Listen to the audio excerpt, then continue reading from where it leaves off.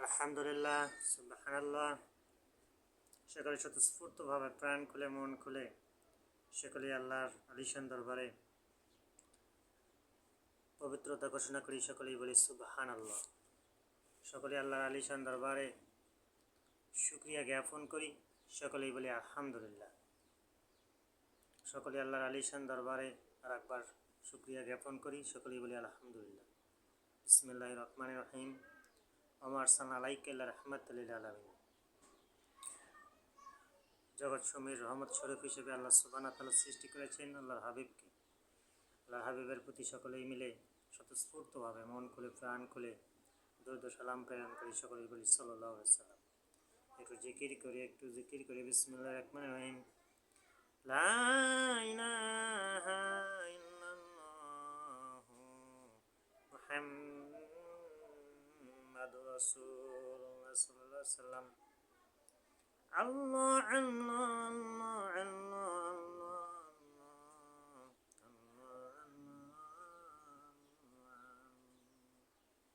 আনিল মুশরিকিন। মুশরিক আল্লাহ সুবহানাহু ওয়া তাআলা যখন সবচেয়ে রাগান্বিত হয়ে যান, যখন কেউ আল্লাহর সঙ্গে শিরক করে, সবচেয়ে বড় গুনাহ হচ্ছে মুশরিক।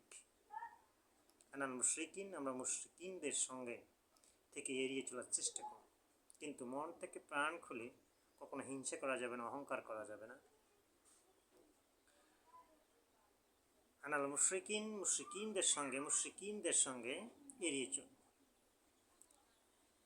এড়িয়ে চলবো এখান থেকে, তবে গবেষণার জন্য, রিসার্চ করার জন্য, কোরআনকে গবেষণা করার জন্য, সেটা আলাদা ক্ষেত্রে, সেখানে যাওয়া বাধ্যবাধকতা রয়েছে, সেখানে পারমিশন রয়েছে। কিন্তু সাধারণ যারা আমরা রয়েছি, আমল বন্দেগী করি এবং আল্লাহর গোলামি এবং দাসত্ব করতেছি, তারা মুশরিক থেকে আমরা সকলেই কি থাকবো? দূরে থাকবো। মুশরিক থেকে দূরে থাকবো, যারা আল্লাহর সঙ্গে অংশীদার করতেছে। এটা হচ্ছে সবচেয়ে মারাত্মক গুনাহ। চেষ্টা করব দূরে থাকার জন্য। তার কারণ আপনি আল্লাহর গোলামি করতেছেন, দাসত্ব করতেছেন, ওয়ার্ক করতেছেন, আমল করতেছেন। এই আমলগুলো যাতে বিনষ্ট না হয়ে যায়, এই আমলগুলো যাতে ইনটেক্ট থাকে, এই আমলগুলো যাতে আপনার সুন্দরভাবে পরিপাটি থাকে, সেজন্য আপনাকে মুশরিক থেকে দূরে থাকতে হবে।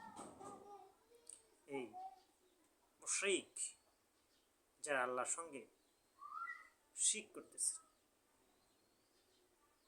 জিকির করি আল্লাহ আল্লাহ আল্লাহ,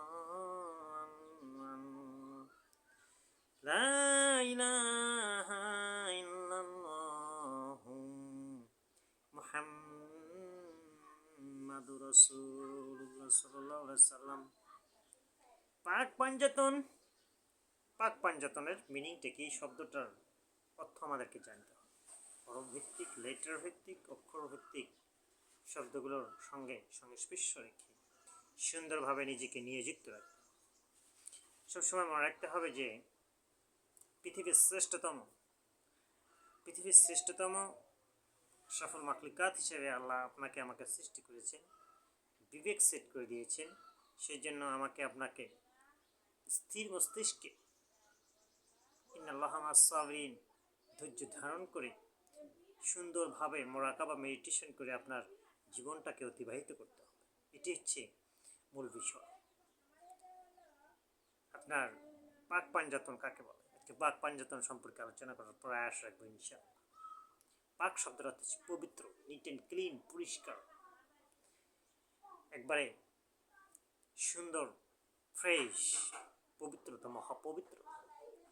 পাঞ্জাতন, পাঞ্জা, এটা হচ্ছে এই হাতের আঙ্গুলি দিয়ে একটা, যে আমরা 5টি হাত দিয়ে ধরলাম, এটাকে পাঞ্জা বলা হয়। তুন শব্দের অর্থ হচ্ছে বডি বা দেহ। এই পাক পাঞ্জাতন বলা হয় জনাবে রাসূলুল্লাহ সাল্লাল্লাহু আলাইহি ওয়াসাল্লাম, খাতাবুন নাবিয়্যিন রাহমাতুল্লাহ আলাইহি, আলী রাদিয়াল্লাহু তাআলা আনহুম, হাসান হুসাইন রাদিয়াল্লাহু তাআলা আনহুম, ফাতেমা রাদিয়াল্লাহু তাআলা আনহা, 5 জনকে পাক পাঞ্জাতন বলা হয়। গাদিরে খুমের অভিষেক ঘটনার মাধ্যমে নবী করিম সাল্লাল্লাহু আলাইহি ওয়াসাল্লামের 63 বছর জীবনের যখন প্রথম অধ্যায়টা শেষ হয়ে গেল, তখন দ্বিতীয় স্টেপ হিসেবে গোত্র দল শিয়াইজম সুফিবাদের উৎপত্তি এবং সুফি ইমামগণের উৎপত্তি এবং খাঁটি ওয়ারিশ ইম্পেকিবেল ধর্মতত্ত্বের আধ্যাত্মিকতা, আধ্যাত্মিক প্রধান, আধ্যাত্মিক আলোকবর্তিকা হিসেবে আল্লাহ সুবহানাহু ওয়া তাআলার আধ্যাত্মিক শক্তির আলোকবর্তিকা হিসেবে পাক পাঞ্জাতনের মাধ্যমে এই অভিষেক খলিফা রিপ্রেজেন্টেটিভ প্রাইম মিনিস্টার রাষ্ট্রপ্রধান হিসেবে আল্লাহ হাবিব ডিক্লার দিয়ে দেন গাদিরে খুমের মাধ্যমে এই পাক পাঞ্জাতন।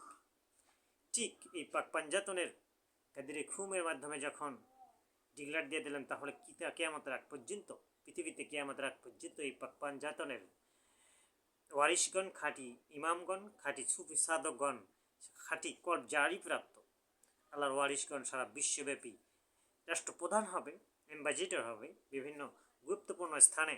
ইসলামিক প্রজাতন্ত্র Republic of Islamic Republic, Islamic প্রজাতন্ত্র, যেটা আল্লাহর কালামের আইন অনুযায়ী খুজুর সহিত কাউকে বাধ্য করানো হবে না, খুজুর সহিত আইন প্রণয়নের মাধ্যমে এটাকে স্টাবলিশ করতে হবে। ইসলামিক প্রজাতন্ত্রের মধ্যে সকল সিস্টেমেটিক ওয়ে থাকবে, কিন্তু সেখানে এক্সপিরিয়েন্স গ্যাদার করার জন্য, এক্সপিরিয়েন্স অর্জনের জন্য অন্য দেশেও যেতে পারবে, অন্য দেশের, কিন্তু ইসলামিক প্রজাতন্ত্রের মাধ্যমে ইসলামিক দেশে এটা থাকবে খুব হালালকৃত এবং খুব ইজমা কিয়াজের মাধ্যমে এস্টাবলিশমেন্ট সেক্টর। এখানে শান্তিপ্রিয়ভাবে চলাফেরার জন্য সকল আইন প্রণয়ন হবে। রিপাবলিক অফ ইসলামিক রিপাবলিক, যেটা আমরা সৌদি আরবে রয়েছে, ইরানে রয়েছে, বাহরাইনে রয়েছে, তেহরানে রয়েছে।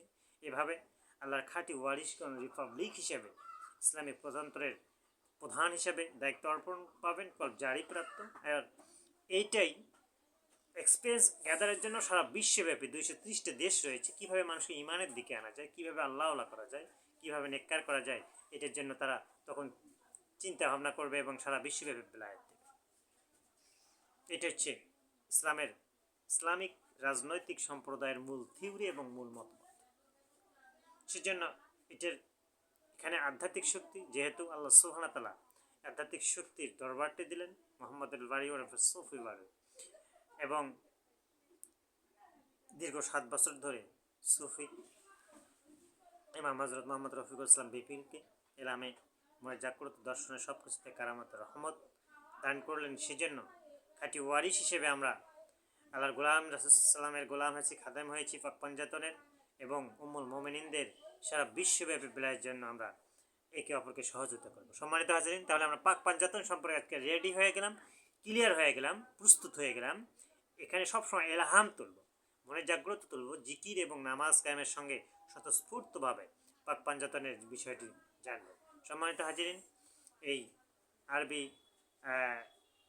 আল্লাহ হযরত মুহাম্মদ সাল্লাল্লাহু আলাইহি ওয়াসাল্লাম, আহলে বায়েত শিয়াইজম এবং এই গোত্রসমূহ আহলে বায়েতের এই গোত্রটির বাড়িতে 2 পাশে 2টা দরগা রয়েছে, হাত কাটা বিল রয়েছে, এবং সেখানে আধ্যাত্মিক শক্তির 40% কুকরা মাহমুদের জায়গা রয়েছে। সেখানে আল্লাহ সুবহানাহু ওয়া তাআলা তৌফিক দান করেছেন দরগা আবিষ্কার করার জন্য। আল্লাহর গোলাম রাসূল সাল্লাল্লাহু আলাইহি ওয়াসাল্লামের খাদেম হিসেবে দরগা অলরেডি আবিষ্কার হয়ে গিয়েছে, এবং সেই সঙ্গে স্বতঃস্ফূর্তভাবে 25% এখানে 40%-র মতো জায়গাটি বিচরণ করতেছে। পবিত্র স্থান রয়েছে। সেখান থেকে গুরুত্বপূর্ণ আমাদের বাড়িতে রয়েছে 37%, 17% দরগার স্থান, পবিত্র, সেখানে সালাম দিতে হয়। সেখানে গায়বী মাজার রয়েছে, রুহানি শক্তি ফয়েজের জন্য খুজু সহিত রুহানি শক্তি ফয়েজের জন্য এলহামের মাধ্যমে আবিষ্কার করা হয়। এগুলো একচ্ছত্র মালিক এই আরবি মহাপবিত্রতম দরবার শরীফের আওলাদগণ সুফি। এইটা আল্লাহর পক্ষ থেকে বংশগত, এবং সকল দরবারের, দেখেন আধ্যাত্মিক শক্তির দরবারটি, এটা সকল সম্পদগুলো দরবারে। এখানে আজ আমি রোজা অবস্থায় এলাহাম দিচ্ছি। রোজা অবস্থায় বৃহস্পতিবার গুরুত্বপূর্ণ আমলের দিন এবং আল্লাহর গোলামি এবং দাসত্বের দিন। আজ বৃহস্পতিবার, শাবান মাস চলতেছে 2026 ইসাই। গুরুত্বপূর্ণ আমলগুলোর দিকে আপনারা খেয়াল রাখবেন। পাক পাঞ্জাতন সম্পর্কে সব সময় পৃথিবীর স্পিরিচুয়াল পাওয়ারের, আধ্যাত্মিক শক্তির একমাত্র স্থানটি থেকে রুহানি ফয়েজ নেবেন। ভিডিও এবং অডিও সব সময় আপনারা দেখার চেষ্টা করবেন, একে অপরের সঙ্গে বেলায়েতে দেওয়ার চেষ্টা করবেন। লাইক কমেন্ট এটা হচ্ছে বেলায়েতের একটা পার্ট। মুসাব্বিব আল আসবাব, আল্লাহ চির উপকরণ সৃষ্টিকারী। এটার মাধ্যমে সারা বিশ্বব্যাপী মানুষকে ইমান আকিদার দিকে নিয়ে আসতেছে। এটাই হচ্ছে ইসলাম আদ-দীনা ইনদাল্লাহিল ইন্নাদ-দীনা ইনদাল্লাহিল ইসলাম। আল্লাহ ইসলামকে মনোনীত দিন করেছেন, অর্থাৎ কারণ প্রাইভেট ব্যক্তিগত ওপিনিয়ন এইটার কোনো স্থান নেই। যে ভাইরা ভুলে রয়েছেন, ভুল করতেছেন, তাদেরকে আমরা ইম্পেকেবল সঠিক রাস্তায় নিয়ে আসার জন্য কাজ করব, সকলেই বলি ইনশা আল্লাহ। আল্লাহ সুবহানাহু ওয়া তাআলার হুকুম, নবী সাল্লাল্লাহু আলাইহি ওয়াসাল্লাম রুহানি ইজাজত, বাতিনি তালিম থেকে বয়ানটুকু শুনলেন। আমরা সকলেই এই বয়ানের সঙ্গে সম্পৃক্ত থাকবে এবং সকলেই আমল করার চেষ্টা করব ইনশা আল্লাহ।